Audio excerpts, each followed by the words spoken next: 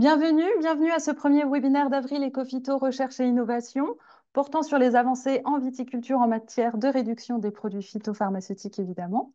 Je suis Caroline Bautou de l'équipe d'animation Ecofito Recherche et Innovation. Vous avez aussi Sonia Lequin de l'équipe qui est présente. Alors, ce webinaire s'inscrit dans une série de 4 webinaires qui auront lieu tous les jeudis d'avril 2024 entre 13h30 et 15h avec une thématique différente à chaque session que vous pouvez retrouver donc, sur la slide. Cette série de webinaires a pour objectif de présenter les résultats finaux de projets issus d'appels cofinancés par Ecofito Recherche et Innovation que nous n'avions malheureusement pas eu l'occasion d'associer à nos événements de valorisation jusqu'à aujourd'hui. Donc, les appels concernés pour ce webinaire-ci sont l'appel national Ecofito 2018, le CASDAR Recherche technologique 2017 et le CASDAR Semences et sélection variétale. Je ne vais pas détailler le contenu de ces appels à projets parce que vous aurez à disposition ce PowerPoint en téléchargement dans le chat à la fin du webinaire. Et c'est d'ailleurs pas le seul support que vous aurez à disposition.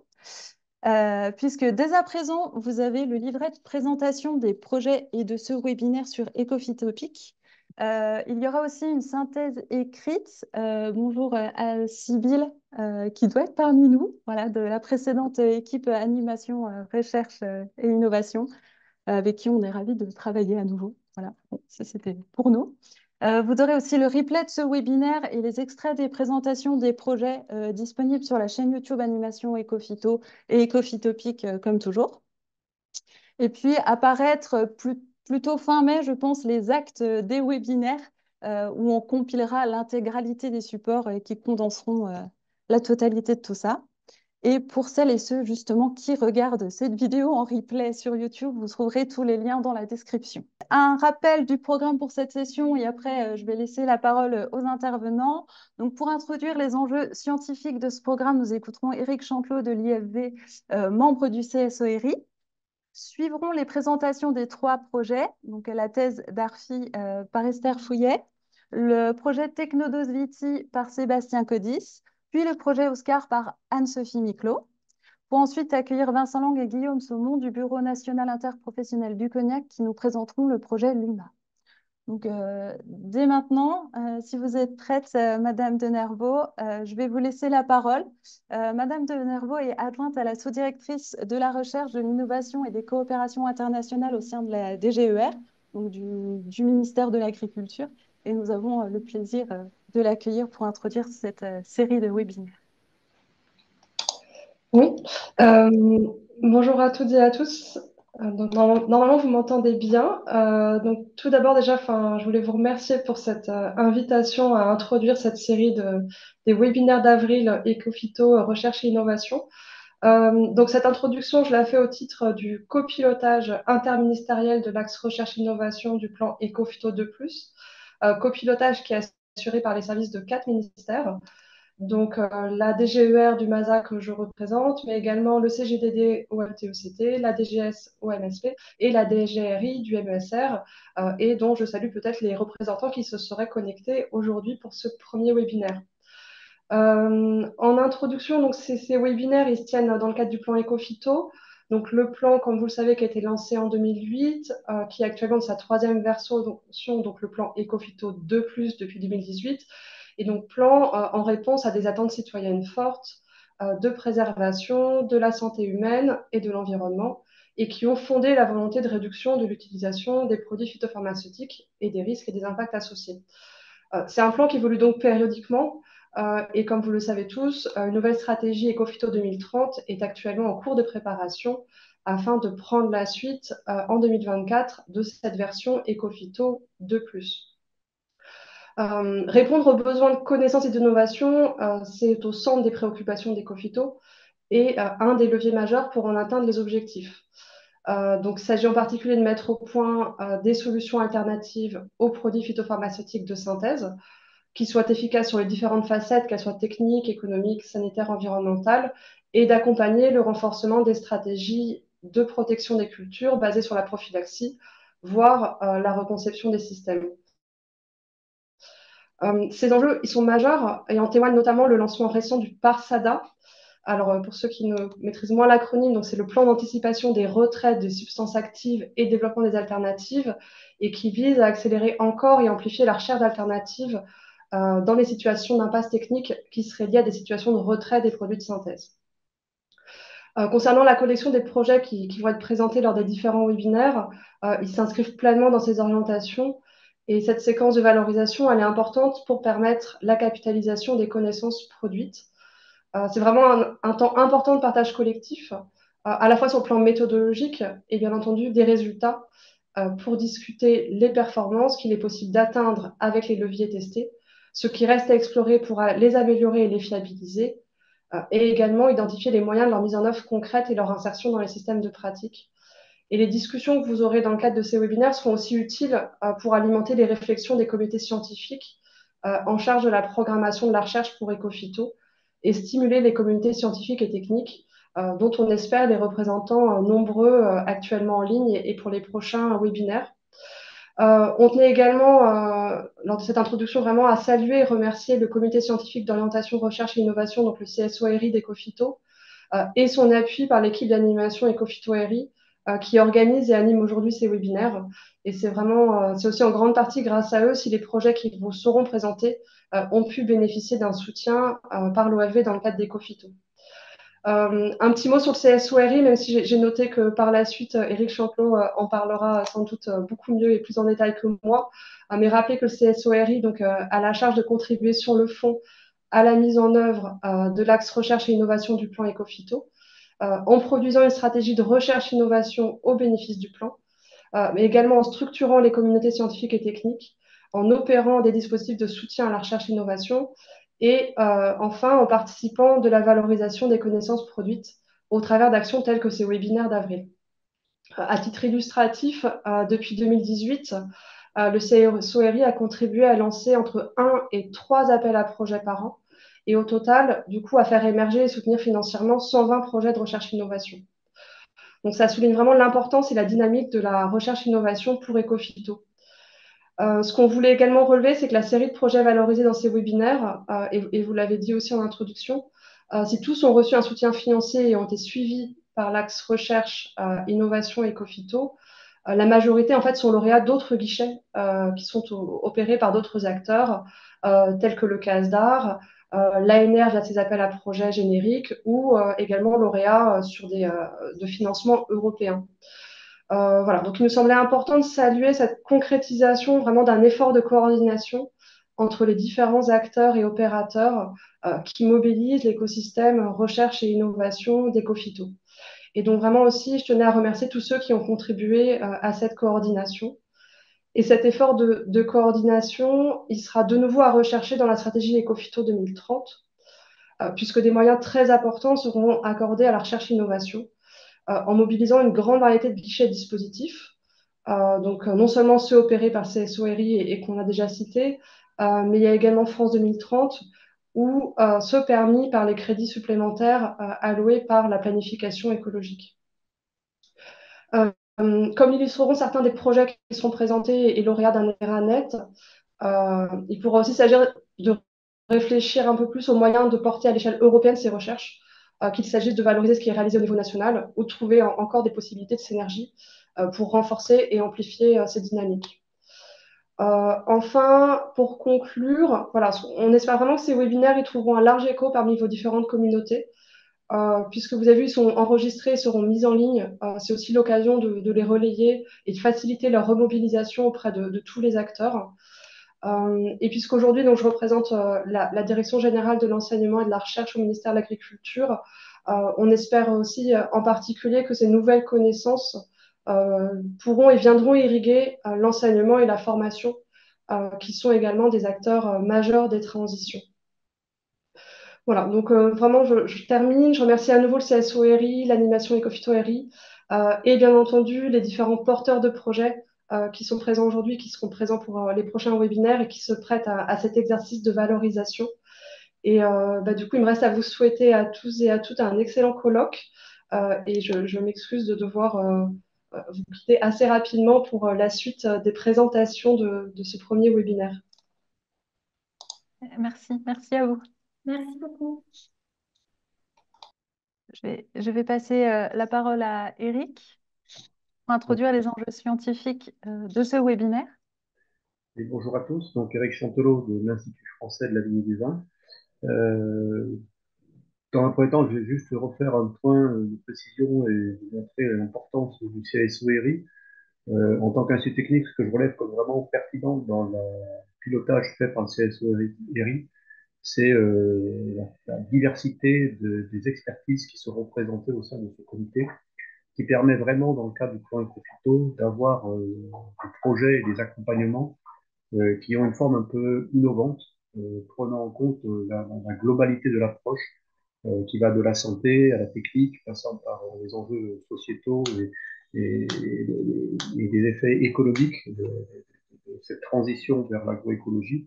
Et c'est vraiment cette richesse de l'expertise qui apporte, je pense, un plus au plan Ecofito et qui est totalement complémentaire des autres appels à projets que peut déployer Ecofito, comme les appels à projets expérimentation ou Ecofito, voire tout ce qui relève des réseaux défis. Donc je crois qu'il y a vraiment une complémentarité, vraiment une prise de hauteur grâce au SORI et à cette diversité d'expertise et de compétences présentes dans ce comité. Pour introduire aujourd'hui la session, donc on est sur une session viticulture. Je veux juste présenter très rapidement les principaux enjeux. Et l'enjeu principal en vigne reste en termes de bioagresseurs, c'est le mildiou et l'odium, qui sont deux bioagresseurs les plus consommateurs, les plus consommatrices de produits phytosanitaires, où on en met 8 applications par an diversifiées sur les bassins.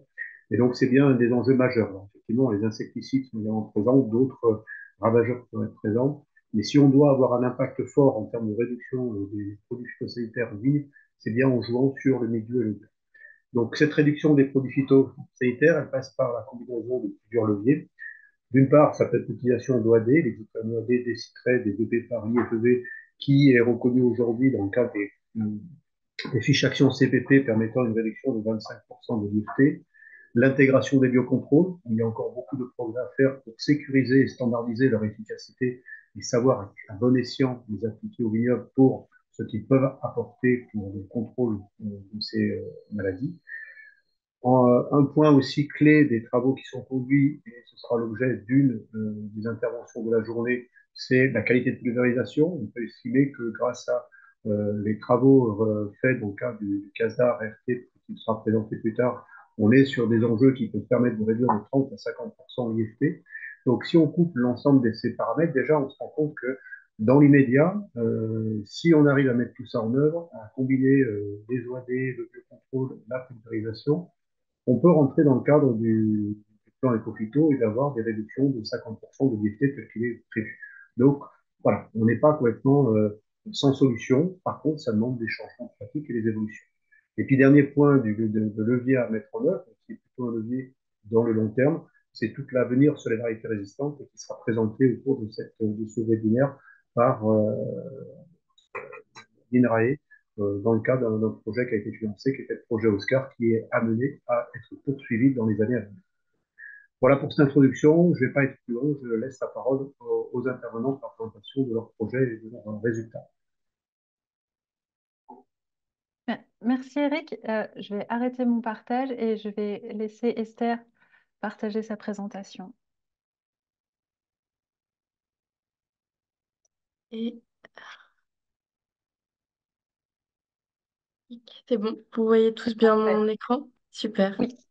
Bon, bah, du coup, je vais vous présenter donc mon travail de thèse que j'ai réalisé avec Anne Méraud au sein de l'UMR Apsis à Montpellier, donc au sein du projet ARFI, donc accompagnement par la recherche du réseau DEFI. J'ai pas refait de contexte donc sur Ecofito et DEFI, mais je voulais plutôt rappeler pourquoi le réseau DEFI était un bon outil pour la recherche dans le cadre des recherches sur la réduction des pesticides. Donc ma thèse, elle s'est basée sur la base de données AgroSys qui compile les données de pratique et de performance des agriculteurs, agricultrices engagés dans le réseau défi, avec donc une grande quantité d'informations et en ce qui concerne la vigne, dans une diversité de contextes de production. Et ce qui est d'autant plus intéressant, puisqu'on sait qu'il y a des forts effets bassin viticole avec donc des pressions mildiou et oïdium qui vont être différentes. Et comme le rappelait Eric, pour réduire les pesticides, il faut combiner différentes pratiques qui vont être différentes en fonction des agriculteurs, agricultrices et aussi qui vont être implémentées dans le temps. Et donc, c'est donc intéressant de regarder comment les viticulteurs, viticultrices ont mis en place leurs changements au cours du temps. Donc, les enjeux de ma thèse, c'était donc d'analyser les trajectoires de changement de pratique et de performance des systèmes viticoles du réseau défi, c'est-à-dire d'étudier les mécanismes de changement dans un contexte de réduction des pesticides, donc sur le temps long, c'est-à-dire depuis l'entrée dans le réseau défi en 2010 jusqu'à 2019, donc l'année où j'ai débuté ma thèse. Et ça permet aussi de regarder le lien entre les changements de pratique et les performances, c'est-à-dire l'utilisation des pesticides, mais aussi les rendements, le temps de travail et d'autres performances qui vont être plutôt socio-économiques. Donc, ce que j'ai fait dans un premier temps, c'est que j'ai regardé comment avait évolué l'utilisation des pesticides au sein du réseau Defiving pour les systèmes qui étaient rentrés en 2010 dans le réseau. Donc, ce que vous voyez ici, c'est l'évolution de l'IFT hors biocontrôle du point d'entrée dans le réseau à 2019. Et ce qu'on a pu voir, c'est qu'il y avait une réduction significative de l'IFT hors biocontrôle de 32% euh, sur les 10 dernières années, avec, comme vous pouvez le voir sur les petits points bleus qui représentent, donc chaque point est un viticulteur, viticultrice, une forte variabilité à la fois sur une année, mais aussi entre les années. Et cette forte variabilité, elle est due à l'effet bassin viticole et donc aux différences de pression qu'il va y avoir en fonction des contextes climatiques. Et donc, on a pu aussi, en découpant, en regardant d'autres indicateurs, notamment l'utilisation du biocontrôle ou l'IFT par traitement, on a pu voir qu'il y avait une augmentation de l'utilisation des biocontrôles et de l'IFT biocontrôle qui pouvait expliquer cette baisse de l'IFT hors biocontrôle, c'est-à-dire on remplace certains produits par des produits biocontrôle. Mais ce qu'on a pu voir aussi, c'est que en découpant l'IFT fongicide par traitement en fonction des doses, en fonction des périodes, pardon, phénologiques de la vigne, ce que vous pouvez voir ici, donc on a vu qu'il y avait des réductions plus importantes dans les périodes qui encadraient la floraison, c'est-à-dire les périodes qui sont moins sensibles pour la vigne, et dans la période de floraison, une réduction un peu moins importante, ce qui indique donc qu'il y avait un meilleur raisonnement des doses par les viticulteurs, viticultrices, qui pouvaient passer notamment par l'utilisation d'outils d'aide à la décision. Dans un deuxième temps, ce que j'ai fait, c'est que, au vu de la forte variabilité de l'évolution de l'IFT, on s'est dit qu'il y avait donc une diversité de trajectoires de réduction des pesticides pour chaque viticulteur, viticultrice. Et donc, avec une méthode statistique, on a pu identifier différents types de trajectoires d'IFT des viticulteurs du réseau Défi.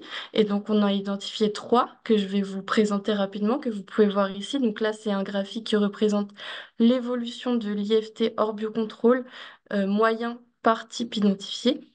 Donc, dans un premier temps, le cluster 1, donc, que vous voyez en bleu, la barre rouge représente l'IFT national moyen en 2010, c'est-à-dire point d'entrée des viticulteurs dans le réseau. Donc, on a pu voir que donc, les personnes qui sont dans ce type-là partent d'un IFT moyen en entrant dans le réseau, donc c'est-à-dire proche de la moyenne nationale, et ils vont avoir une faible réduction de l'IFT, c'est-à-dire moins 16,4%. On a pu observer qu'il y avait quelques leviers qui étaient mis en place, notamment la diminution de l'IFT fongicide et des doses par traitement et l'augmentation de l'utilisation de produits de contrôle. Le deuxième cluster en gris, donc c'est des viticulteurs, viticultrices qui partent d'un point initial faible, c'est-à-dire on peut voir qu'ils sont bien en dessous de la ligne rouge, et qui vont avoir une forte baisse de l'IFT, en moyenne de moins 48,7%.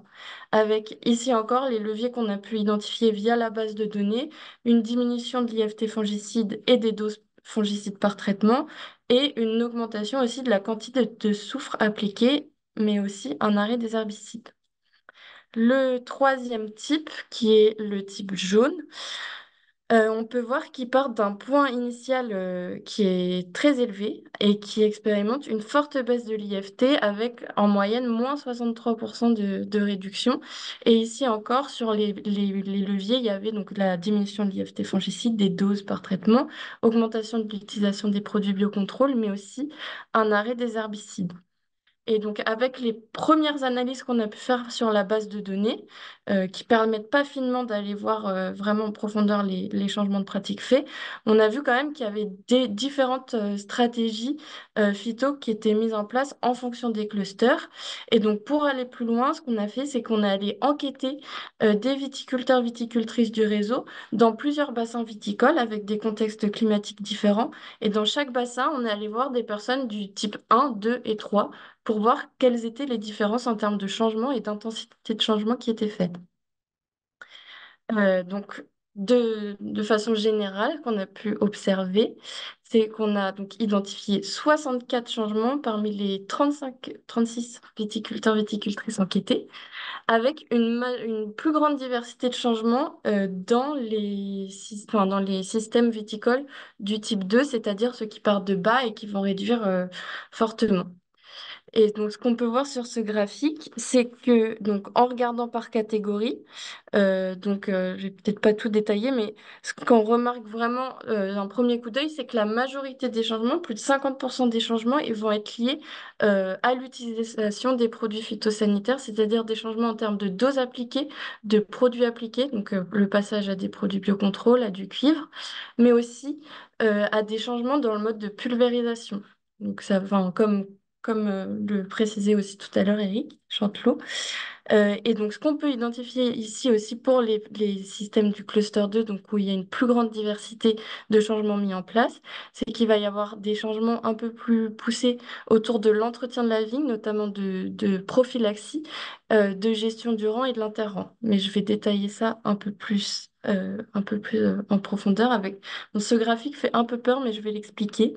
Donc, on va se concentrer une fois que j'ai identifié donc, les changements mis en place et que je les ai caractérisés, j'ai voulu regarder comment est-ce qu'ils étaient implémentés dans le temps. Et j'ai donc, en replaçant ce que j'ai appelé des combinaisons techniques, c'est-à-dire j'ai regardé l'intensité d'utilisation des fongicides chimiques que vous pouvez voir en abscisse, donc du plus fort au moins fort, et l'intensité d'utilisation des herbicides du plus fort au moins fort ici.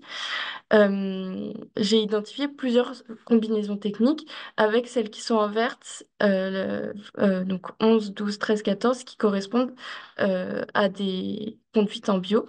Et ce que j'observe, c'est que en regardant les trajectoires de changement de pratique, pour les personnes du cluster 1 et 3, c'est-à-dire, je vais vous remettre ça, donc le jaune et le bleu, on va avoir des trajectoires qui vont aller donc vers un arrêt des herbicides, donc une diminution de l'intensité d'utilisation des herbicides et une diminution d'utilisation des fongicides chimiques avec plus particulièrement des réductions de doses, des passages au biocontrôle, mais en restant donc sur de l'efficience et de la substitution, c'est-à-dire efficience, on réduit les doses, substitution, on remplace certains produits par du biocontrôle.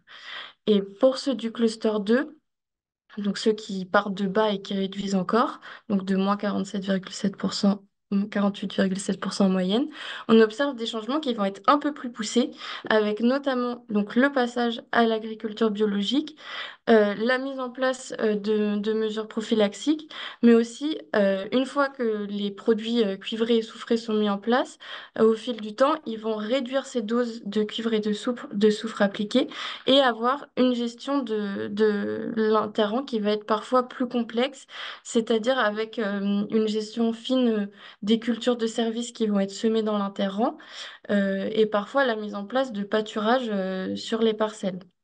Donc voilà, des systèmes qui vont un peu plus loin, notamment dans de la reconception. On passe plutôt de l'échelle de la parcelle où on va réduire la dose, substituer des produits, à des changements qui vont être plus à l'échelle de l'exploitation et qui vont chambouler un peu plus l'organisation, notamment avec, par exemple, le pâturage ou la prophylaxie, qui va faire qu'on va avoir un temps de travail qui va parfois augmenter. Et donc, pour résumer mes principaux résultats, donc, ce que j'ai pu montrer dans mes travaux de thèse, c'est qu'une réduction des pesticides, elle était possible et rapide dans une diversité de contextes de production et que cette baisse rapide, elle est liée à des leviers qui vont être plutôt sur de l'efficience et substitution, donc comme je disais, de la réduction des doses et du remplacement de certains produits par du biocontrôle. Que donc la baisse observée, elle est possible sur l'ensemble de la filière viticole, c'est-à-dire, comme je disais, réduire les doses, remplacer certains produits, mais sans atteindre forcément les objectifs de réduction du plan Éco-Phyto. Et ce qui nous semblait vraiment intéressant, c'était ces fermes du cluster 2, donc qui arrivent à réduire fortement leur utilisation des phytos avec des changements un peu plus profonds, prophylaxie, gestion de l'interrant complexe, et comme je disais, l'intégration de certains changements qui vont être plutôt à l'échelle de l'exploitation. Et donc, pour pousser un peu plus ces travaux-là, sur ces systèmes-là, il y a maintenant le projet Vitae, qui est un projet ANR porté par Anne Méraud, qui est déjà en cours, mais qui vise à évaluer les systèmes viticole en rupture et aussi étudier un peu les trajectoires, c'est-à-dire comment est-ce qu'ils sont arrivés à ces systèmes en rupture et voir si on peut faire potentiellement un lien entre mes trajectoires, enfin les trajectoires du réseau défi et notamment du cluster 2 et des systèmes en rupture qui pourraient donc potentiellement aider l'accompagnement des systèmes viticoles vers une réduction plus forte des pesticides. Voilà, j'espère que j'ai tenu le temps. Oui, c'est parfait. Merci beaucoup pour votre présentation. Est-ce que vous avez des questions? Alors, pour rappel, vous pouvez poser vos questions dans le module questions-réponses Pour les participants. pour les Par contre, pour participants. les panélistes, enfin, si vous avez des questions, n'hésitez pas, mais du coup, à l'oral.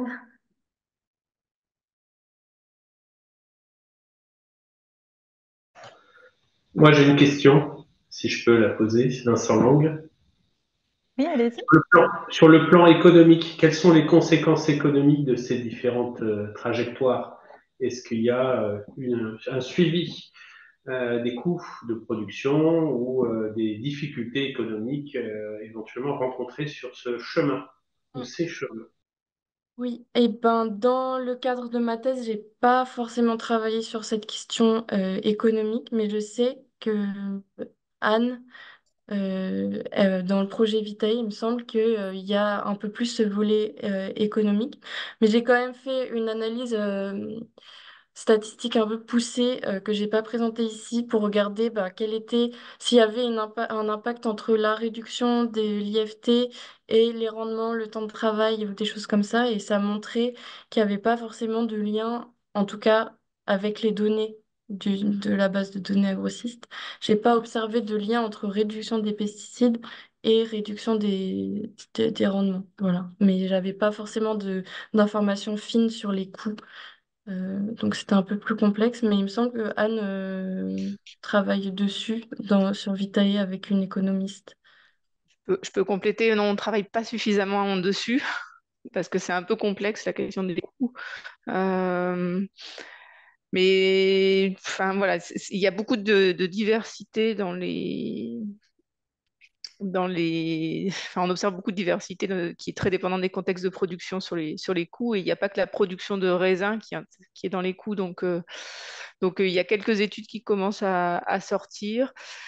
Voilà, effectivement, Esther monte dans ce travail-là sur la base des données d'agrossistes, donc seulement sur les fermes 2010-2019, qu'il n'y a pas d'impact à ce niveau-là de baisse, en tout cas. Donc, tout laisse penser que, en tout cas, il y a une possibilité de réduire par la substitution et le gain d'efficience sans impact sur les coûts. On a pas mal de questions dans le chat, donc je vais essayer, voilà. Alors, question de néophyte, pesticides chimiques égale bouillie bordelaise ou pas? Et en lien avec cette question, baisse de la dose, quid de l'accumulation? Déjà, peut-être pour commencer. L'utilisation du cuivre est pas considérée comme du biocontrôle. Du coup, c'est bien dans l'IFT hors biocontrôle.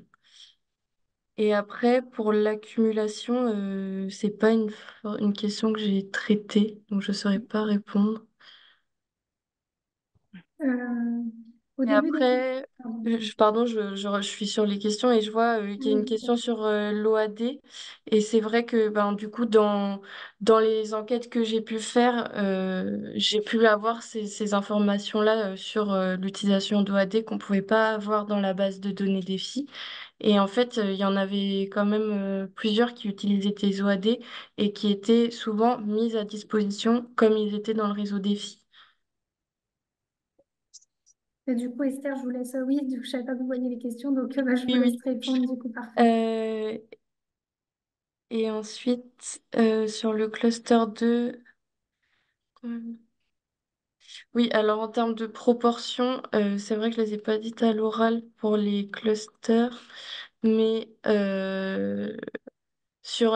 du coup, mon étude, elle était sur 160 systèmes, et donc les clusters 2 représentaient environ 30% de ceux que enfin, des 160. La majorité, presque la moitié, correspondait à ceux du cluster 1.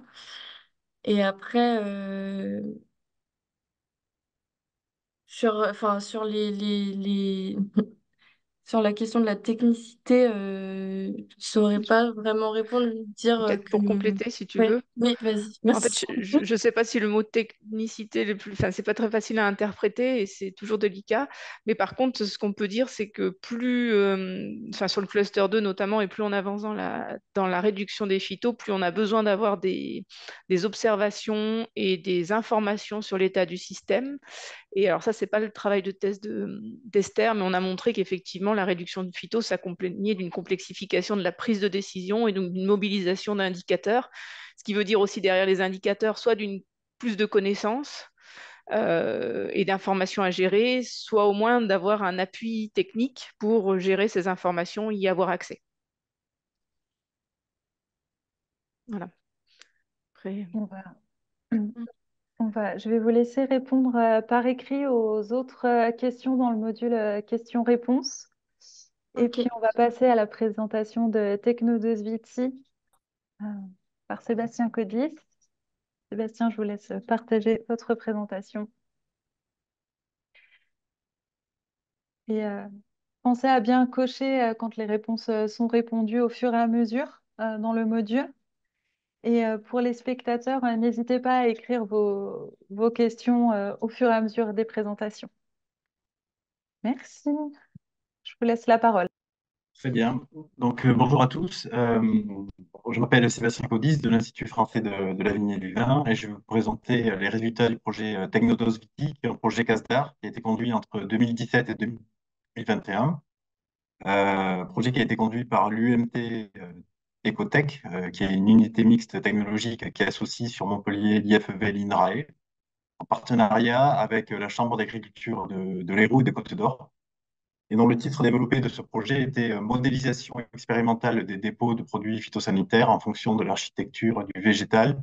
Et c'est un projet qui est dédié à la viticulture, avec application des résultats à l'expression des doses des produits et à la viticulture de précision. Alors, pour revenir sur le contexte de ce projet, il s'inscrivait en réponse à la forte demande sociétale qui a déjà été présentée en début de ce webinaire, qui s'exprime en faveur de la réduction de l'utilisation des produits phytosanitaires et qui se traduit par un ensemble de textes réglementaires au niveau national et européen qui fixent des objectifs très ambitieux pour le secteur agricole et qui amènent à reconsidérer l'ensemble des processus de protection des cultures. Et notamment, ce qui a été questionné, c'était la façon dont les doses de produits phytosanitaires sont exprimées. Et vous n'êtes pas sans savoir qu'en culture pérenne, que ce soit en arboriculture ou en viticulture, les doses de produits phytosanitaires elles sont exprimées sous la forme d'une dose fixe définie par hectare de sol et qui est indépendante des conditions d'application, c'est-à-dire qu'on traite sur une végétation tout juste développée, trois feuilles étalées, par exemple, sur certains cépages ou sur un feuillage en pleine végétation, eh bien, c'est la même dose qui apparaît sur l'étiquette. Et donc voilà.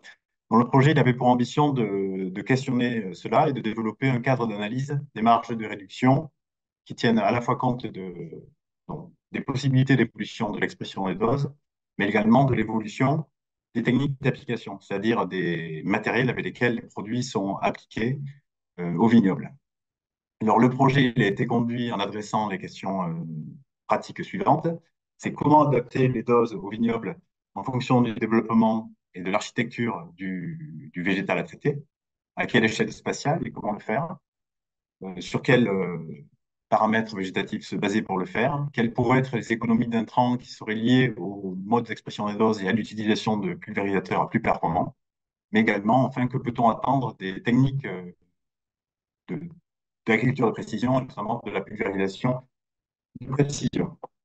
Alors, pour revenir sur c'est un projet qui est basé sur de l'expérimentation, sur des modèles expérimentaux. Alors, je vais vous présenter rapidement le contexte dans lequel la façon dont c'est conduit. C'est-à-dire que, tout d'abord, la végétation, elle est scannée en utilisant des lidars 2D. Alors, le lidar, qu'est-ce que c'est? C'est un laser qui permet de mesurer les distances.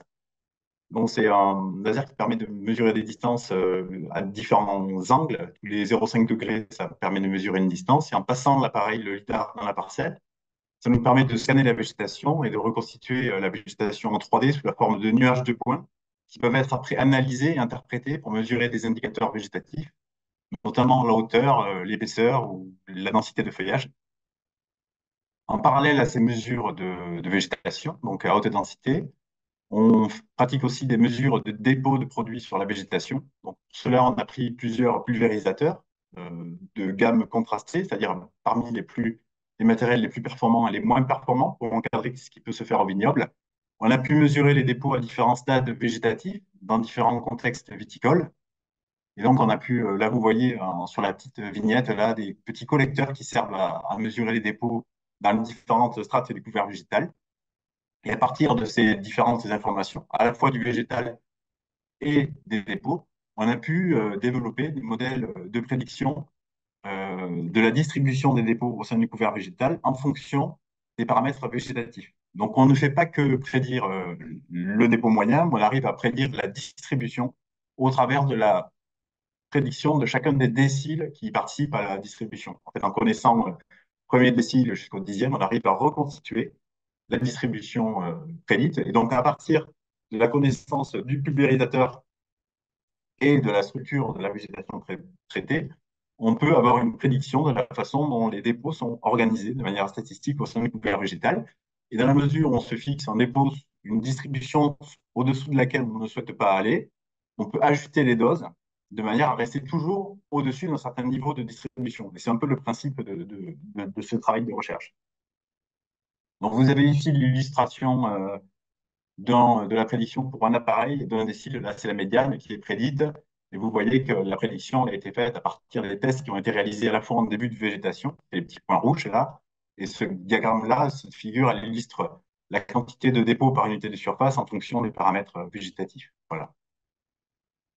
Alors, comment les apports de ce projet? Tout d'abord, il a permis d'identifier quels sont les descripteurs de la végétation utiles de manière à pouvoir prédire cette distribution statistique des dépôts au sein des couverts végétales.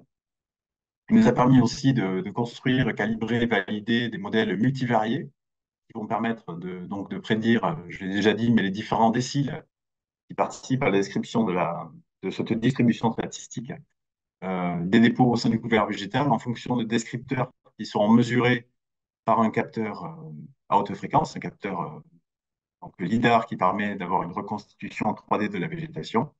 Et des modèles ont été développés et calés pour différents types d'appareils, différents types de pulvérisateurs, je l'ai dit, qui encadraient le, la gamme de matériel qu'on peut retrouver dans le parc viticole et dans différents contextes viticoles, dans les vignes larges et vignes étroites.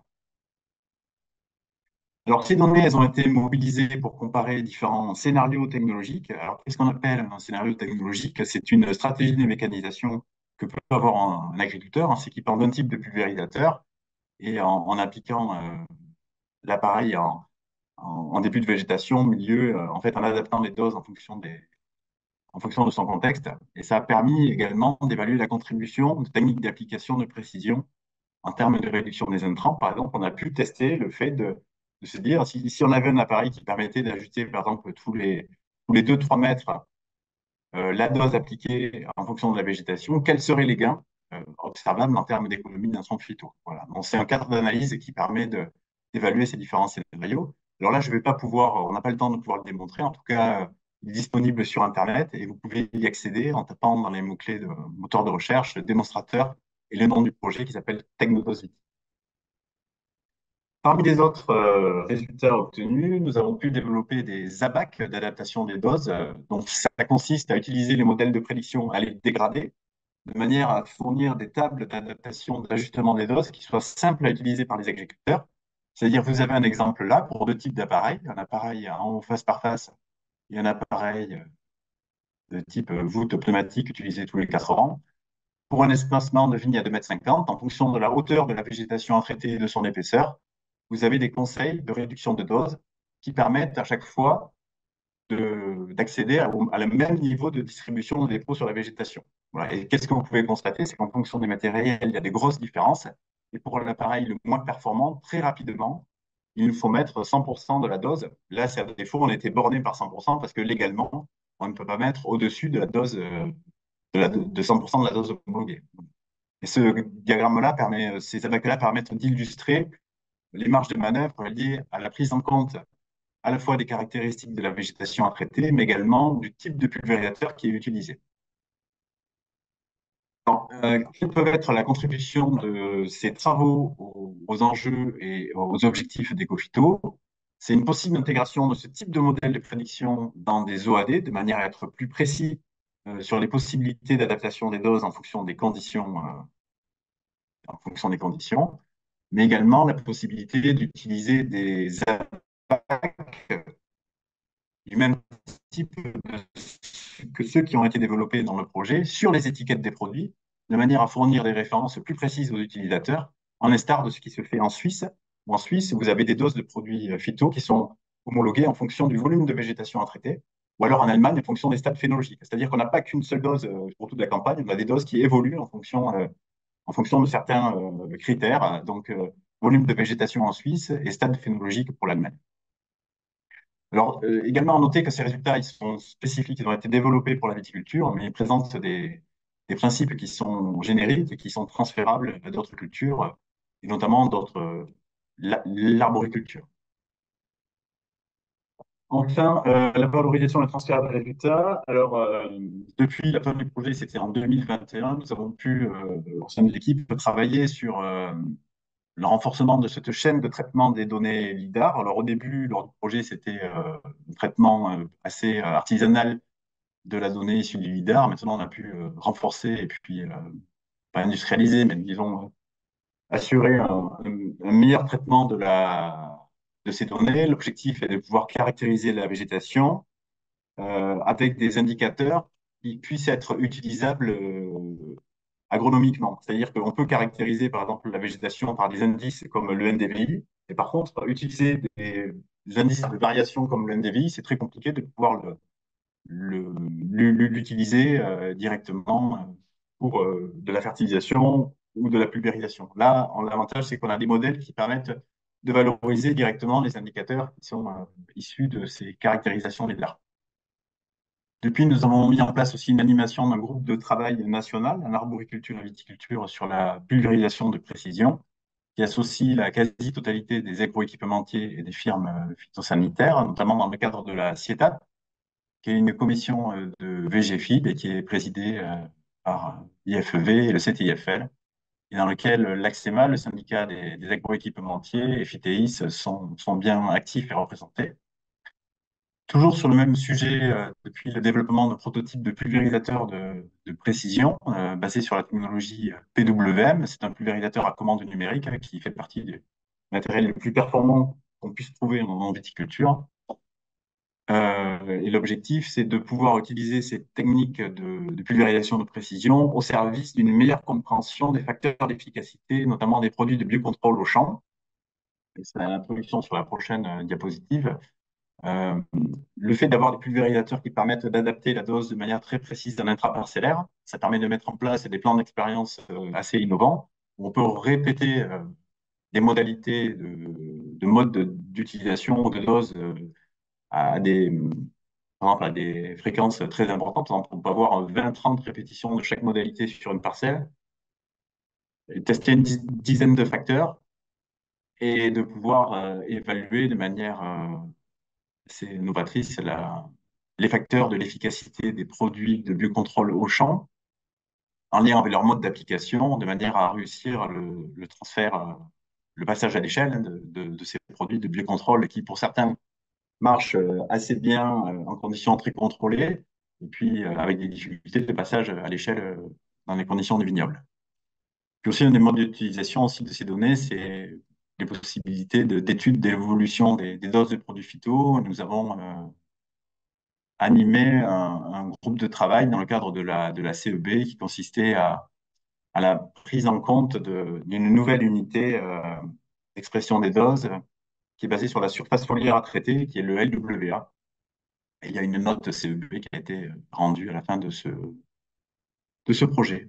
Voilà pour les éléments de manière très synthétique.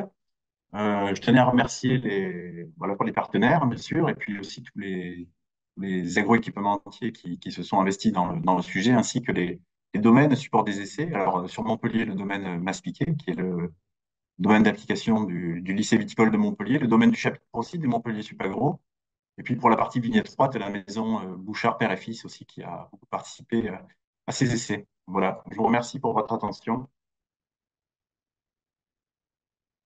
Merci à vous, Sébastien. Alors, on est un petit peu juste en termes de temps, donc s'il y a des questions, Sébastien, je vais vous laisser y répondre à l'écrit dans le module.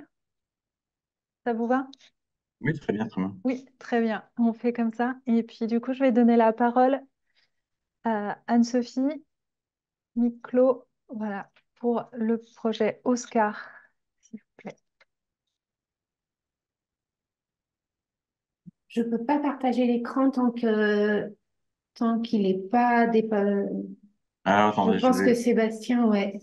Oui, je vais arrêter le partage. Ouais, merci. Le partage, voilà. C'est bon, vous avez la main. Alors.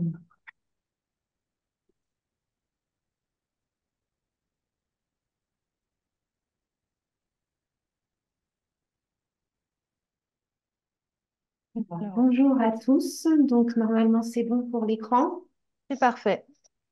Alors, je me présente Anne-Sophie Miclot. Donc, je travaille au Centre INRAE de Bordeaux à l'UMR SAV, Santé et Agroécologie du Vignoble. Je coordonne avec Laurent Delière l'Observatoire national du déploiement des cépages résistants. Et donc, je vais vous présenter le projet. Le contexte, donc, c'est le fait que plus de 80% des pesticides utilisés en viticulture sont des fongicides qui ciblent majoritairement le mildiou et l'oïdium. Un levier puissant pour limiter l'usage de ces fongicides et la création de variétés résistantes au mildiou et à l'oïdium. Des programmes de sélection européens et notamment en France, au Centre INRAE de Colmar, ont permis de créer ces variétés qui ont pu être déployées sur le vignoble à partir de 2018. Alors, ce déploiement, ça soulève de nombreuses questions. Parce que si la problématique du potentiel qualitatif des vins issus de ces variétés est centrale, il faut aussi se poser la question de comment intégrer ces nouvelles variétés au système de culture existant et comment identifier des itinéraires techniques adaptés à ces nouvelles variétés. Donc, il faut trouver des systèmes de protection qui peuvent à la fois permettre de maîtriser les maladies et les ravageurs non ciblés par la résistance, mais aussi de compléter l'efficacité partielle des gènes de résistance, notamment pour le mildiou, et garantir la durabilité des résistances, puisque les agents pathogènes peuvent s'adapter aux résistances et les rendre inefficaces. Donc, c'est l'objectif du projet. Donc, c'était donc de répondre à ces enjeux en construisant un réseau partenarial de surveillance du déploiement des variétés résistantes à l'échelle nationale. C'est l'Observatoire national du déploiement des cépages résistants qui a été vraiment créé parallèlement au déploiement des variétés résistantes sur le vignoble français. Il y a un double objectif pour l'Observatoire. Le premier, c'est de suivre l'efficacité des résistances au vignoble, mais aussi l'évolution des maladies secondaires. Alors pour cela, il y a des suivis qui sont réalisés sur le terrain par des partenaires avec un protocole commun qui a été élaboré au début du projet. Et le deuxième objectif, c'est de suivre l'adaptation des populations de pathogènes ciblées par la résistance au laboratoire. Pour cela, on prélève des échantillons de feuilles porteuses de mildiou on isole les souches au laboratoire et on les garde en cryoconservation au laboratoire pour ensuite pouvoir les tester et afin d'identifier s'il y a des individus contournant la résistance ou non. À la mise en place, enfin au tout début du projet, le réseau comptait une trentaine de parcelles. En 2021, à la fin du projet, il comptait environ 116 parcelles. Et aujourd'hui, le réseau Oscar compte 168 parcelles réparties sur 94 sites en France. Il y a 32 variétés résistantes différentes qui sont suivies au sein de l'observatoire.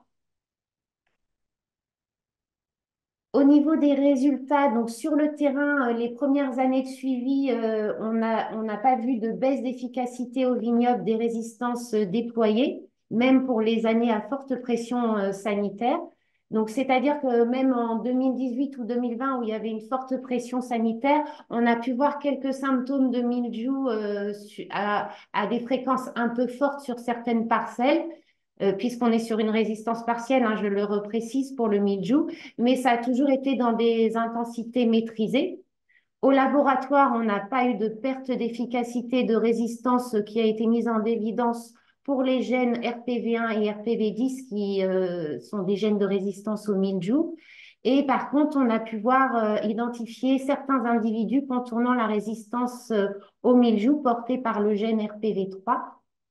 Alors, ceci avait été déjà décrit dans des études précédentes. Enfin, sur le terrain, on a pu quand même voir qu'il existait des problématiques black rot, donc black rot qui est normalement maîtrisé par les anti-mildiou et les anti-oïdium.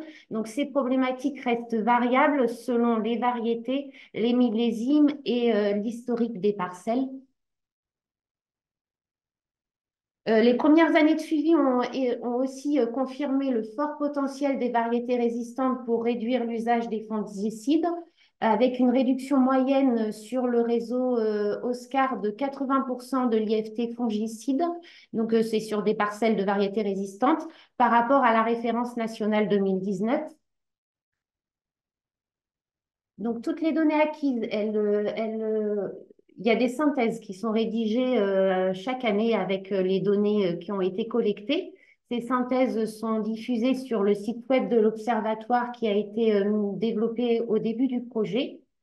Là, on est en train de co-construire avec les acteurs professionnels des différents territoires, donc les interprofessions, les instituts techniques et les pépiniéristes, une seconde version de l'Observatoire, donc Oscar 2.0, qui offrira une meilleure couverture nationale de la surveillance avec deux dispositifs. Un système d'alerte qui mobilisera l'ensemble des viticulteurs et un réseau d'observation. Donc, ce seront des parcelles qui seront suivies par des techniciens viticoles avec le protocole OSCAR. Donc, ça permettra de continuer la collecte de données afin d'agréger des connaissances pour accompagner les viticulteurs dans la conduite des variétés résistantes via des recommandations sur les stratégies de protection ou sur les stratégies de déploiement pour prolonger la durabilité des résistances. Et au niveau des perspectives, donc on a initié avec ce projet la constitution d'une base de données historique sur le comportement des variétés résistantes. On a aussi constitué une collection de souches de mildiou au laboratoire. On a environ 4000 isolats de mildiou en cryo qui sont dans notre collection, qui sont conservés. Alors les perspectives sont évidemment de continuer cette collecte de données, car ces données sont mobilisées pour différents programmes de recherche, qui vont répondre à des questions comme quel est le taux d'émergence d'individus virulents, quel facteur favorise l'émergence d'individus virulents. Et ceci pourra se faire en continuant la surveillance qu'on réalise. Et pour cela, il y a des travaux qui sont en cours menés par François Desmottes pour créer des marqueurs moléculaires de virulence qui permettront de passer du phénotypage qu'on réalise actuellement, qui est lourd à mettre en place et qui permet de tester que seulement une centaine de souches par an, de passer à du génotypage et d'augmenter le débit du monitoring des virulences.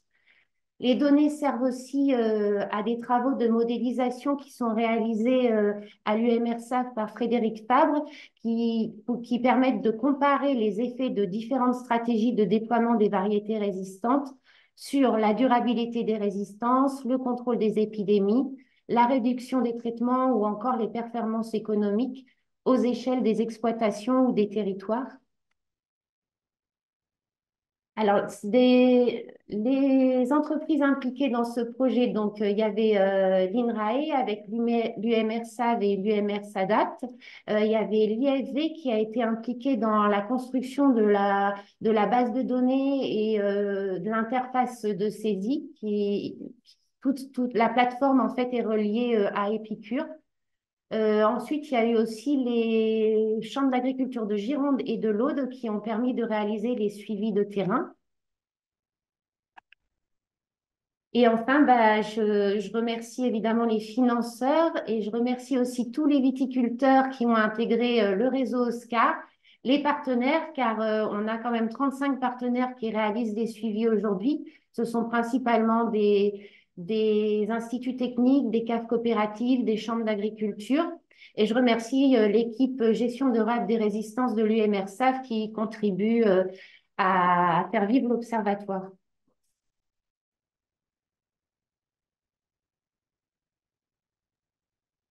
Merci beaucoup.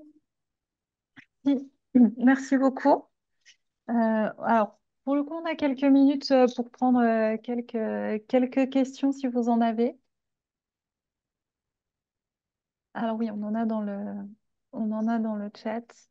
Sophie, enfin dans le module questions-réponses, je ne vais pas commencer à embrouiller tout le monde en n'utilisant pas les bons termes. Alors, y a-t-il des risques de transmission horizontale des résistances issues de gènes de résistance à d'autres plants indigènes?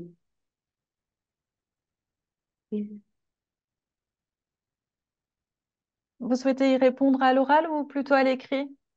Je vais continuer. Je vais lire les autres. Comment qualifiez-vous le contournement de la résistance avec les mildious cryoconservés? Alors, ce sont des phénotypages qu'on réalise au laboratoire. Donc, le mildiou, il peut se conserver en cryoconservation. Ensuite, on réveille les souches, hein. Donc, on doit passer par une phase de repiquage pour les réveiller et pour produire l'inoculum. Et ensuite, on qualifie, une quantification de la sporulation que l'on réalise sur les disques foliaires pour voir s'ils contournent ou pas la résistance de certaines variétés. Et aussi, on regarde les nécroses. Enfin, je ne sais pas si la réponse est assez complète. Et le black rot, de quoi s'agit-il? Alors, le black rot, c'est un champignon, hein. C'est un champignon qui est normalement maîtrisé par les antimildiou et les anti-oïdium. Et voilà, c'est une autre maladie de la vigne. Et alors là, la première question, je la comprends pas très bien en fait.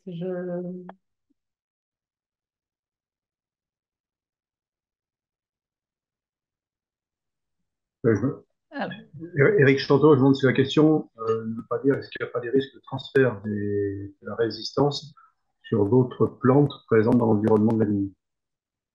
Ah non, parce que c'est pas les mêmes pathogènes. Le mildiou de la vigne pourra pas aller infecter pourra pas aller infecter la pomme de terre, par exemple. C'est pas la même espèce.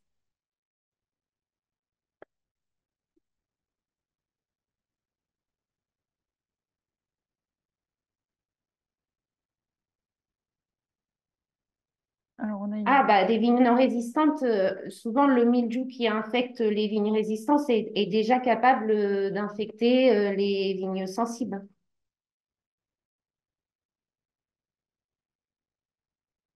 C'est juste en fait, le mildiou qui pousse sur vignes sensibles qui va muter pour s'adapter aux vignes résistantes.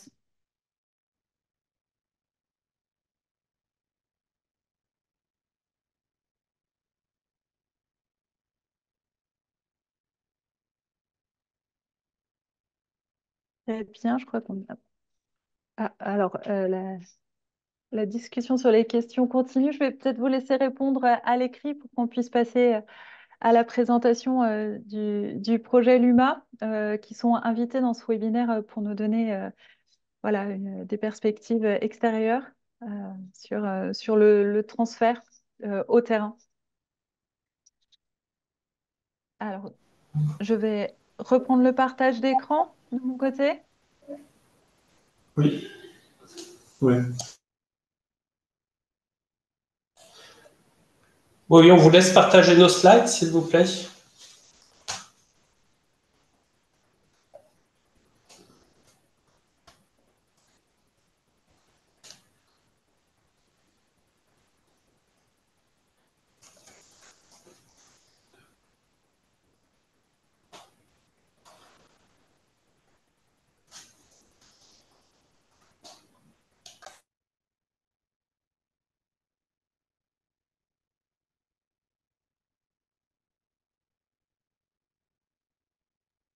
Ça arrive, hein, c'est parce que je dois passer, c'est un PDF, vous n'aviez pas d'animation, du coup c'est un petit peu plus long de mon côté, mais ça arrive.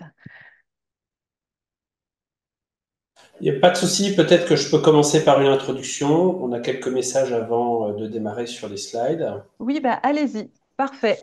Ok, bonjour à toutes et à tous. Merci de nous donner l'occasion de prendre un peu la parole sur une initiative qu'on a en Charente, au pluriel. Donc, je suis Vincent Lang, le directeur du pôle technique et développement durable de l'interprofession du cognac. Donc, on est un institut technique régional. Et je suis avec Guillaume Saumon, qui travaille comme ingénieur d'études en viticulture au sein du BNC avec moi. Donc, on va vous parler du programme LUMA. LUMA, c'est à la fois l'acronyme de ce que vous voyez à l'écran, limiter l'utilisation des produits phytopharmaceutiques selon les principes de l'agroécologie. LUMA, c'est aussi le petit nom de l'escargot charentais qu'on trouve dans notre vignoble, pour la petite histoire. Alors, avant de rentrer dans le détail de cette expérimentation transfert, quelques points un peu pour donner le contexte. Sur le plan politique, nos professionnels de la filière du cognac ont pris une position publique sur le souhait de s'émanciper à terme des pesticides de synthèse. S'émanciper veut dire limiter, réduire et ne pas être dépendant ou être moins dépendant des pesticides de synthèse pour protéger et conduire notre activité économique. Ce travail d'émancipation a déjà démarré sur la partie herbicide. Nous observons des limitations et des réductions de l'usage des herbicides par l'intégration d'exigences agro-environnementales dans le cahier des charges de production de cognac. Nous avons également enclenché un travail sur la réduction de l'usage des insecticides. La grande partie de l'usage des insecticides, c'est lié à la lutte contre la flavescence dorée et nous avons conçu un plan pour réduire l'usage des insecticides dans notre région, plan qu'on va mettre en œuvre dans le cadre d'une stratégie d'enrayement agréée au niveau de la région de Nouvelle-Aquitaine et au niveau France et Europe sur la position régionale, sur la réduction et l'enrayement de la flavescence dorée dans notre région. Le troisième sujet, c'est la réduction de l'usage des fongicides, et c'est ça dont on va parler. Alors, on agit à 3 niveaux pour réduire les fongicides. La première des choses, c'est un programme de transition agroécologique au sein de nos exploitations agricoles, avec des ambitions et une cadence très forte vers 100% d'exploitation certifiée sur le plan environnemental, que ce soit sur la certification environnementale cognac, la certification HVE ou bio, ou d'autres certifications environnementales. Nous voulons donc 100% d'exploitation certifiée d'ici 2028. Ça, c'est le premier levier déjà pour beaucoup changer les pratiques et limiter l'usage des fongicides et d'autres pesticides. Deuxième action, les variétés résistantes. On travaille sur le déploiement de VIFA actuellement et on a plusieurs programmes d'amélioration variétale pour proposer de nouvelles générations de variétés résistantes dans les prochaines années. Troisième sujet, c'est l'expérimentation transfert. On en arrive à l'UMA pour étudier et déployer des solutions d'itinéraire de traitement et de protection du vignoble sans usage de fongicides de synthèse. Et c'est ça qu'on va vous présenter. Alors, je fais une introduction un peu longue, mais pour vous placer l'UMA dans l'ensemble des efforts pour s'émanciper des pesticides, ici dans le bassin viticole Charente-Cognac. On peut passer au slide suivant. Donc, directement le suivant, je vous donne quelques éléments de contexte. Donc, on s'est engagé sur ça avec cette sortie des pesticides, cette émancipation à terme. Alors, le programme LUMA, il est innovant, novateur dans le sens où il permet de tester à grande échelle sur 3-4 millésimes, sur de nombreux points de mesure dans notre vignoble, des recommandations qui pourront être ensuite déployables et adaptables à différentes situations au sein du bassin viticole. Donc, on a commencé en 2012 et Guillaume, dans un instant, 2022, pardon. Guillaume, dans un instant, va vous donner les détails sur la méthode qu'on emploie et puis les résultats qu'on a obtenus à date. Ce qu'on veut, c'est acquérir des références régionales pour pouvoir déployer auprès d'un grand nombre d'acteurs et on regarde la dimension économique aussi, les impacts économiques de ces changements de pratiques. La question générale, c'est est-ce qu'il est possible de conserver une protection efficace sans avoir recours aux pesticides de synthèse, en s'appuyant sur ce programme alternatif, tout en maintenant un niveau satisfaisant de production sur le plan du volume, sur le plan qualitatif et sur le plan économique. On peut passer au slide suivant. Alors, donc, concernant les objectifs et donc, ce caractère novateur, donc, vous pouvez voir que les parcelles sont réparties sur 4 des grands crus donc, du Cognacé. Chaque parcelle, donc au nombre de 24, sont organisées de la même façon. Donc, au sein d'une parcelle, on a 2 modalités. Une modalité qui est dite LUMA, donc avec un calendrier de traitement 100% biocontrôle et de produits utilisables en agriculture biologique. Et une seconde modalité, dite référence, là où c'est des traitements qui sont faits selon les habitudes du viticulteur ou de la viticultrice. Donc, on a un petit schéma qui nous montre justement cette répartition sur les parcelles. Et on peut voir qu'au sein donc, de ces modalités, nous disposons de 4 placettes où on réalise des comptages sur 17 de vignes à chaque fois, donc à différents stades, tout au cours de la saison de période de traitement. OK. Slide suivant. Donc, concernant le programme phytosanitaire, on peut voir que pour le démarrage de la protection, on va s'intéresser à différents OAD, au BSV, et on va se baser aussi sur, le décitrate, donc pour déclencher et suivre tout au long de la saison donc les traitements. Donc, vous pouvez voir que sur toute la saison, donc pour les produits donc antifongiques concernant donc mildiou, black rot et oïdium, on va utiliser donc des fongicides cupriques. On va aussi utiliser des fongicides systémiques à base de phosphonate. Jusqu'à la moisson, il est possible d'utiliser du soufre mouillable, puisque sur le vignoble, à partir de ce stade-là, après, nous ne pouvons plus utiliser de soufre. C'est pour cela qu'on va utiliser des hydrogénocarbonates de potassium, donc armicarbe ou vitisant. Et en parallèle de ces produits, si besoin est, sur certaines parcelles, il est possible d'utiliser de l'huile essentielle d'orange douce, si vraiment on a besoin de traiter plus en profondeur pour le milieu. Donc vous pouvez voir sur cette slide aussi qu'il y a donc un tableau à droite. Donc c'est une fiche justement qui représente, on va dire, à la base du programme. Donc on peut voir ici qu'on a 11 stades en face, donc à chaque fois on a attribué donc, les produits. C'est un peu une base de traitement, de programme phytosanitaire. Slide suivante, s'il vous plaît. Alors, concernant les principaux résultats, donc on va parler des résultats 2023, puisque le réseau s'est étendu à 23 parcelles donc en 2023. Donc, concernant le mildiou, on peut voir donc, sur ces graphiques celui de gauche qui concerne le feuillage et à droite celui qui concerne les grappes. Donc ici, concernant le mildiou, sur les 3 stades, donc floraison, fermeture de grappes et véraison, à chaque fois, donc, les TNT nous montrent une forte pression mildiou présente donc, sur le vignoble. Pour cette année 2023, on peut voir 40% maximum à la véraison d'intensité sur les feuilles. On peut voir qu'on est à plus de 50% d'intensité sur les grappes, sur les TNT, donc, qui sont bien sûr des moyennes sur ces parcelles, puisque nous disposons de témoins non traités sur chacune des parcelles.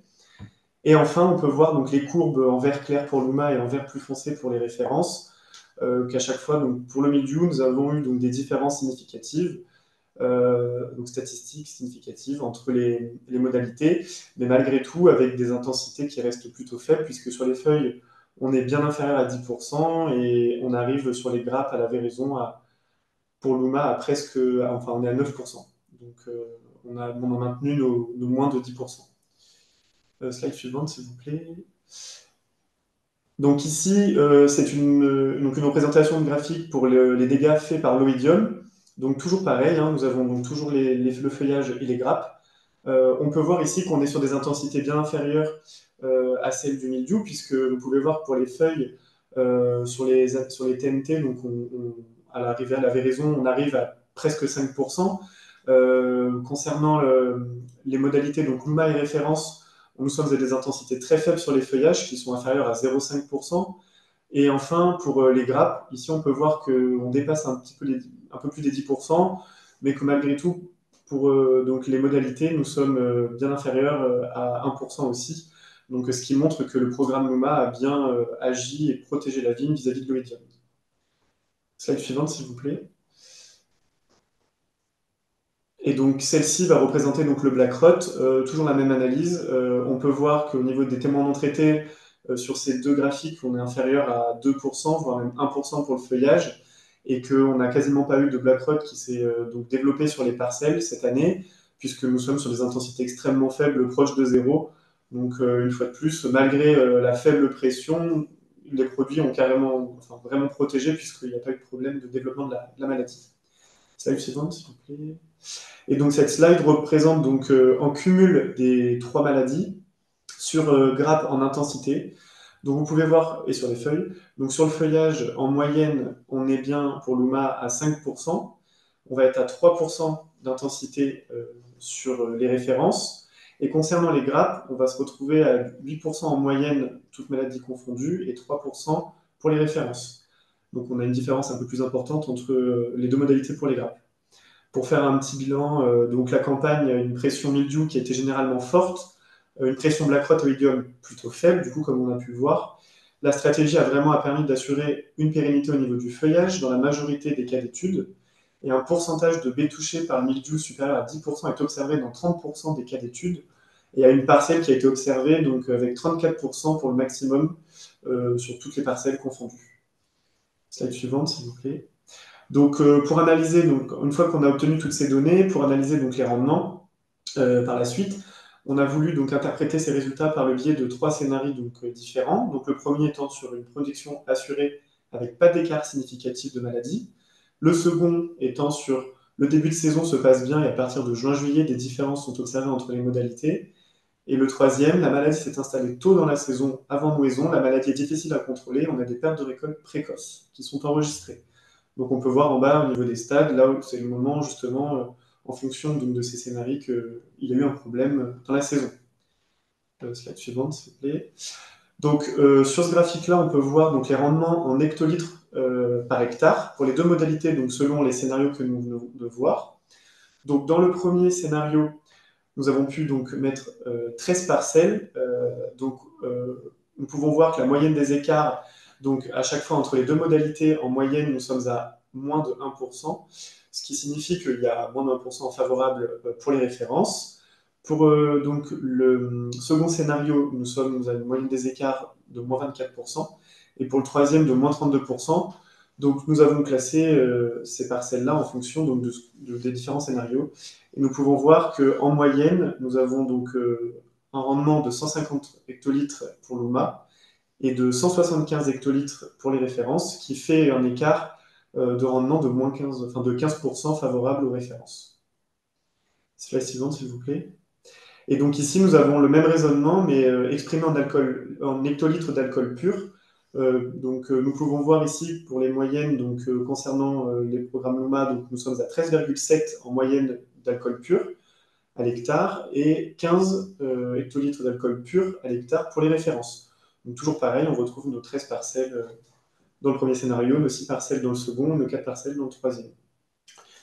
Alors, fort de ces résultats, la question c'est comment est-ce que ça peut contribuer aux enjeux éco-phyto. Donc, dans le cadre vert, il y a ces enjeux éco-phyto que je ne vais pas rappeler.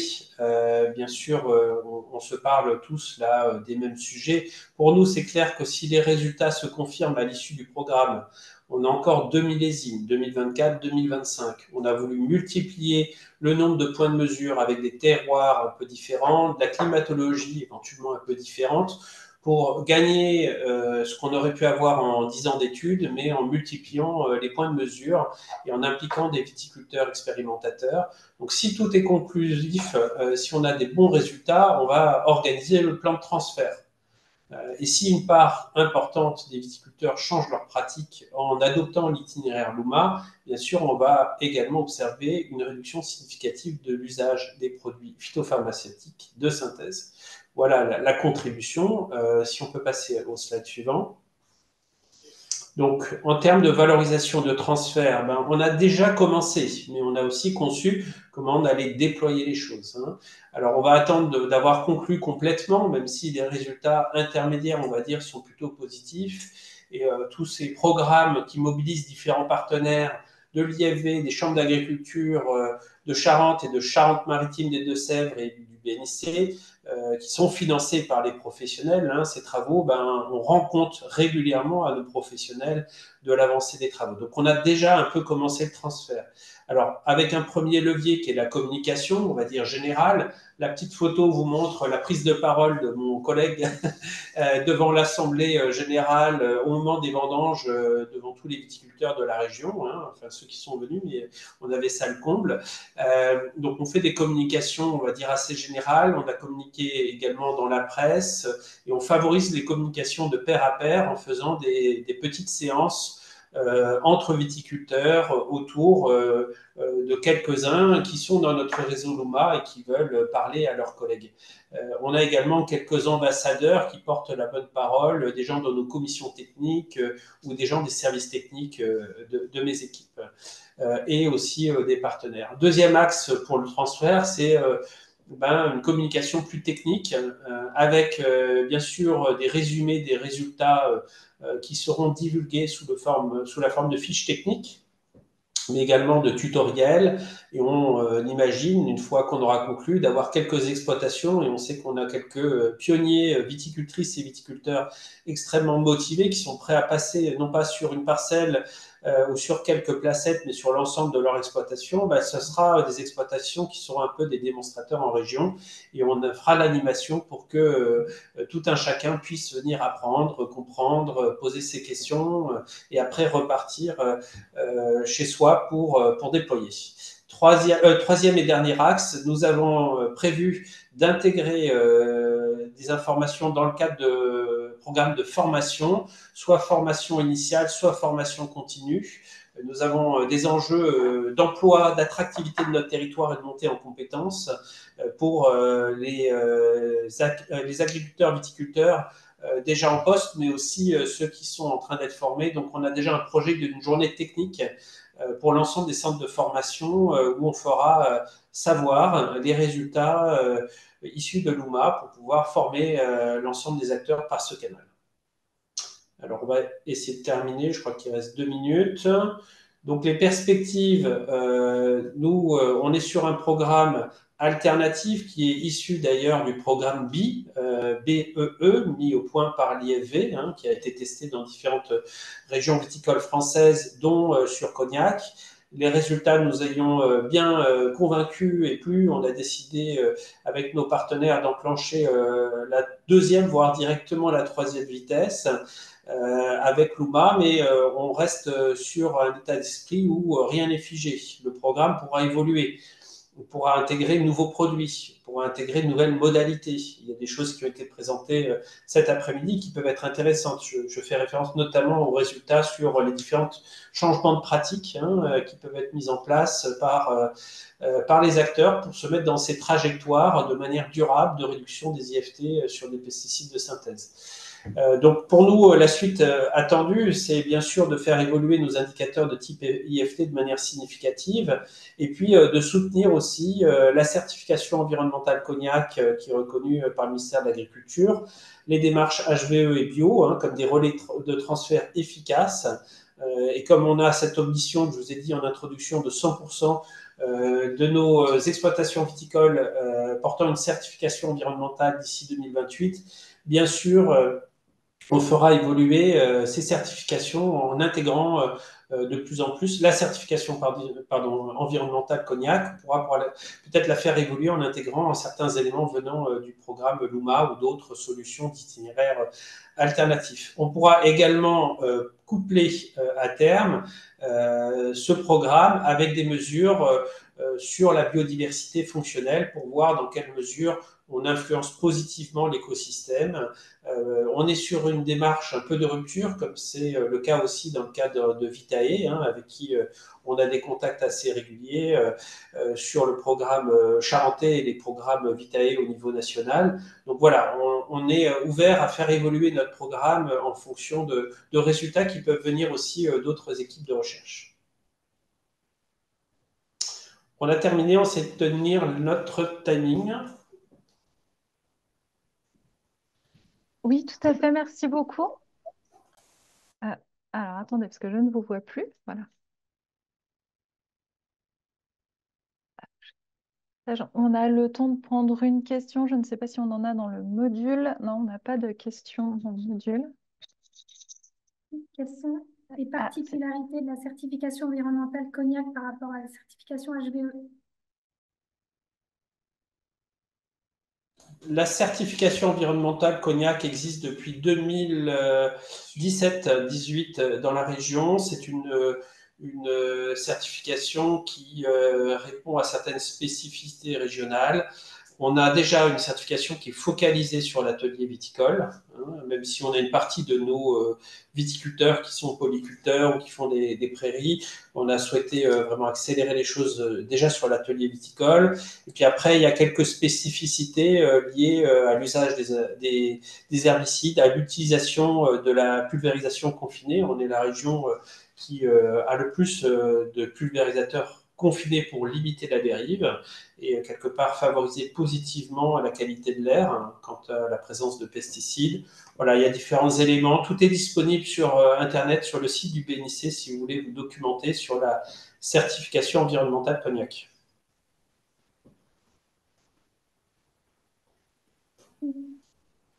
Alors, je vois qu'il y a une question sur TNT. Ah oui, témoin non traité, ça a été répondu.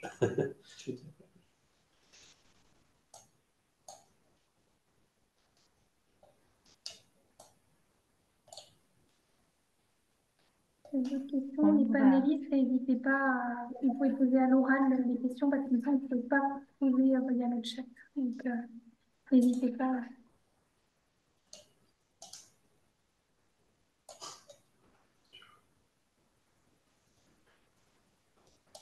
Je crois qu'on n'aura pas d'autres questions. De toute façon, je crois qu'on va arriver au terme du temps imparti, c'est ça qu'on a pour. Tout à fait. Je ne sais pas, Sonia, si tu veux dire quelques mots. Je vais remercier tous les porteurs et nos invités qui sont venus présenter leurs résultats. Merci à nos spectateurs qui sont venus écouter, poser des questions. Et puis, merci, on voit bien les avancées et l'intérêt de ces projets pour aller dans les réductions des produits phytosanitaires. Nous, on est aussi ravis de voir que des projets que l'Axe Recherche et Innovation ont pu cofinancer peuvent permettre aussi peut-être d'être un levier, un tremplin pour continuer d'autres projets par la suite, comme on voit Oscar, par exemple, qui va pouvoir continuer. Donc, nous, on est toujours ravis pour ces projets. Merci aussi de ce témoignage du programme UMA. On voit qu'il y a des complémentarités et ça aussi avec la recherche, le terrain. Donc, c'est important et qu'on soit tous dans le même sens pour ces réductions de produits phytosanitaires. Donc, merci pour tous ces présentations, ces résultats, ces témoignages. Et je crois quand même qu'on a une question. Alors, du coup, enfin, c'est plutôt un constat apparemment. Il sera difficile de modifier les pratiques en comparant un biocontrôle avec une référence chimique traditionnelle. Ces produits nécessitent beaucoup plus de prévention pour réussir pleinement et nécessitent plus d'observation humaine ou capteur avec IA. Je ne sais pas si vous voulez réagir. Oui, je pense que le commentaire, il est tout à fait juste, hein, et donc là, forcément, dans une discussion très condensée, on n'a pas le temps de développer. Mais oui, clairement, les viticulteurs et viticultrices qui sont impliqués, c'est pas juste une question d'application de produits et de doses. Il y a la question de la surveillance, de bien connaître son vignoble, de réagir bien. Il y a aussi la chaîne des prescripteurs techniques, hein, que ce soit des chambres d'agriculture, de l'IFV ou du BNC qui accompagnent ces viticulteurs qui sont en train d'affûter petit à petit comment au mieux déployer cet itinéraire. On pourrait compléter cette information par des remontées de données progressivement pour que la technicité de tous soit meilleure et qu'elle soit assistée. Donc c'est beaucoup plus complexe que juste de dire chimique, pas chimique, on est bien d'accord. Et dans certains cas, on est nous sur la côte atlantique, il y a des années à très forte pression et sur les 5 dernières années, on en a eu beaucoup. On a à l'opposé des années avec plus faible pression et d'autres enjeux, mais oui, clairement, la route est complexe, mais on est très déterminé à essayer de tester les choses au plus vite. Et puis, lorsque, vous l'avez vu dans les scénarios, lorsque ça n'a pas bien fonctionné, eh bien, on essaie de comprendre le pourquoi du comment et sur les années suivantes, de voir dans quelle mesure on peut améliorer les choses. Et il y a des fois, peut-être que le total alternatif ne pourra pas tenir.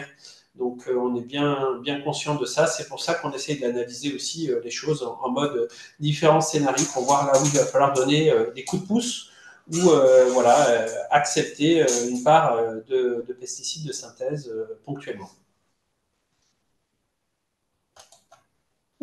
Merci beaucoup. Merci. Je vais conclure ce webinaire parce qu'on est pile dans les temps. Donc, tout d'abord, à mon tour, de vous remercier, de remercier tous nos panélistes pour leur présentation, leur mobilisation pour ce webinaire. Et puis, un grand merci pour le respect des timings. Vous avez été assez parfait sur ce point. J'en profite pour annoncer le webinaire de la semaine prochaine, de jeudi prochain à 13h30, qui portera sur la gestion des adventices et plus généralement sur les mesures préventives. Il sera animé par Caroline Vibert de Solagro et Agnès Langlois de l'Astrédor, qui sont toutes deux membres du CSORI. Notre invité sera Philippe Cousigné, qui nous parlera de l'engagement de l'enseignement agricole dans la gestion des adventices et le développement des méthodes alternatives. Pour retrouver toutes ces informations et tous les supports qui sont ici cités, vous avez tous les liens dans le chat. Merci à tous, encore une Merci fois, à tous. et très bon après-midi. Merci pour l'invitation. Merci à vous Et d'avoir au revoir. répondu présent. Au revoir. Merci. Merci. Au revoir.